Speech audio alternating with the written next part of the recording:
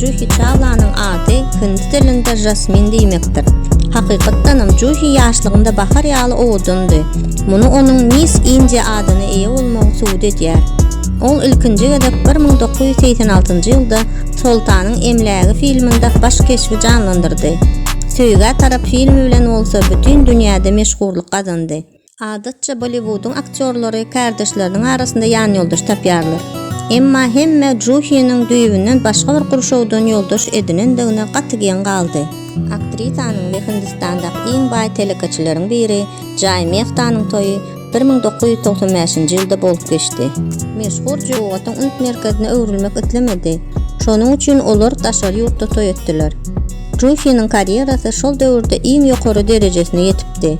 Maşgaly bir gyzy we bir ogly dünýä indirip, ikisi hem aktyor bolmagy arzu edýärler. Häzirki wagtda Juhi Chawla 56 ýaşynda. Ýöne ol täze filmlerde köp düşmeýär.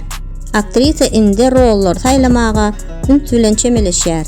Mundan başga da Juhi önümçilik işinde adamsyna kömek edýär. Maşgala kaşaň bagly uly jaýda ýaşaýar.